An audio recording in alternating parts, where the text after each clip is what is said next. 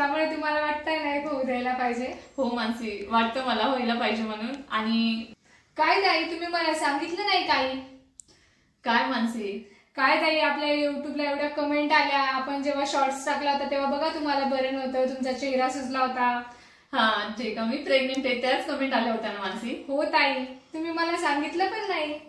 नाही ग मानसी, तुला असं वाटतंय का बाहेरच्यांना कळेल आणि तुला मी सगळ्यात पहिले तर मी तुला सांगत, तुला असं वाटतंय का तुला कळालं नाही? एवढे सारे कमेंट्स येत आहे, पण तेव्हा मला बरं सुद्धा नव्हतं. तुला माहितीये का मी खूप आजारी होते, मला थोडं व्हायरल इन्फेक्शन झालं होतं, ताप वगैरे. त्यामुळे कसं असं झोपून नाही का ते चेहरा सुचतो वगैरे या गोष्टी होतात, तसं मला झालं होतं. मग खूप जणांच्या कमेंट आल्या का ताई तुम्ही प्रेग्नेंट आहे का, ज्या ताई प्रेग्नेंट आहे अशाच कमेंट आल्या होत्या बऱ्यापैकी. ताई तुम्ही प्रेग्नेंट नाहीये, पण तुम्हाला असं वाटतं का आपण आपल्या घरात अजून एक बाळ आणायला पाहिजे, म्हणजे यायला पाहिजे? तुम्हाला काय वाटतं याबद्दल? अजून एक पाहिजे म्हणून. जसं स्वीटू तू आहे, पण अजून त्यांना सुद्धा म्हणजे जसं उत्कर्ष आहे, स्वीटू तू आहे, एकूण एकाला दोघे जण, तर आपली फॅमिली सुद्धा वाढेल. आणि मला सुद्धा वाटतं का अजून एक पाहिजे म्हणून, कारण की कसं फॅमिली सुद्धा वाढते आणि त्याचबरोबर त्यानंतर तुला सुद्धा पुढे व्हायला पाहिजे, मला जसं तसं तुला सुद्धा व्हायला पाहिजे. हो, आणि आता उत्कर्ष सुद्धा मोठा झालाय, तो सुद्धा त्याचे कामं करून घेतोय. म्हणजे हाताने खाऊ घालायची गरज नाही, हाताने खातो, खूप साऱ्या गोष्टी. तो मोठा झाल्यासारखा फर्स्टला गेला म्हटल्यावर मोठेच मुलं होतात ना, तो मोठा झाला तर असं त्याला एवढं लक्ष द्यायची गरज नाही पडत. तर त्यामुळे तुम्हाला वाटतंय नाही होऊ द्यायला पाहिजे? हो मानसी, वाटतं मला व्हायला पाहिजे म्हणून. आणि बघू आता काही दिवसांनी. लग्नानंतर कसं राहतं, मुलींचं स्वप्न असतं की आपलं घर झालं पाहिजे, त्यानंतर म्हणजे प्रत्येक गोष्टीची हौस मौज झाली पाहिजे. तसं आमचं होतं. आमच्या लग्नानंतर आम्ही खूप विचार केला, आम्ही खूप म्हणजे देवा म्हणायचं का आमचं घर होऊ दे. खरंय, ती इच्छा खरंच आपली पूर्ण झाली. कारण की असं वाटतं का रेंटच्या घरात राहतो आपण, रेंट वगैरे तर द्यावं लागतं महिन्याला, तर असं वाटायचं पहिले.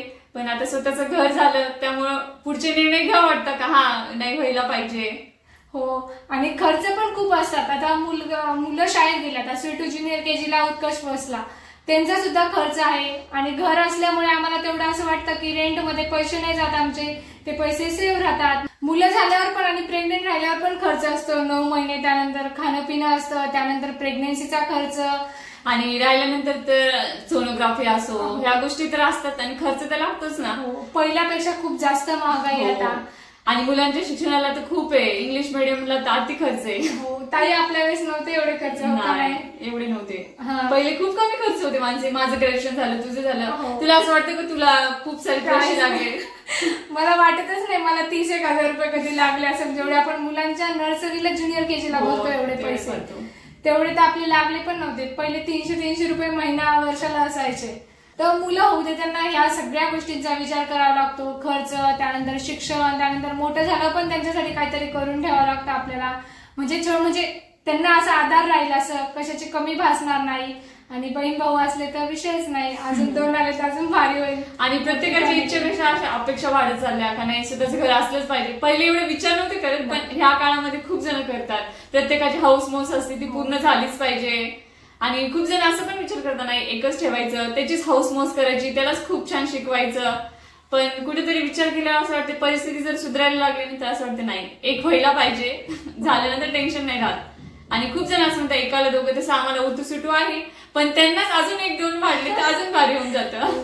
मोठं घर असेल पण त्याच्यामध्ये कोणीच नसणार, 2च मुलं, कसं वाटेल. आणि यांना सुद्धा बहीण नाहीये, हे 2घच जण आहेत, पण खूप छान राहत आहे 2घं सुद्धा. हो, आणि त्यानंतर निकिता सुद्धा प्रेग्नेंट आहे, त्यामुळे ताईला वाटतंच कुठेतरी का आपल्याला झालं पाहिजे. माझी जी सगळ्यात छोटी बहीण आहे ना, माझ्यापेक्षा लहान, तर ती सुद्धा आता प्रेग्नेंट आहे. आणि तिला पहिले मुलगी आहे, तर आता तिला जवळपास 8वा महिना चालू आहे. तर मला सुद्धा आमच्या इकडले म्हणतात का नाही एक व्हायला पाहिजे. कारण की माझ्या सगळ्या ज्या बहिणी आहेत ना, प्रत्येकीला 2-2 आहे. आणि माझ्यापेक्षा छोटी आहे ती सुद्धा प्रेग्नेंट आहे. तर सगळेजण मला असं म्हणताय तू सुद्धा विचार कर, तू सुद्धा होऊ दे एखादं. कारण की लहान असून ती राहून गेली आणि म्हणजे त्यांना असं वाटतं मी पण प्रेग्नेंट असायला पाहिजे, होऊ द्यायला पाहिजे मी पण बाळ. कसा वाटला आजचा व्हिडिओ नक्कीच कमेंट बॉक्स मध्ये कमेंट करून सांगा. व्हिडिओला लाईक करा, शेअर करा आणि चॅनलला सबस्क्राईब करा. Bye bye.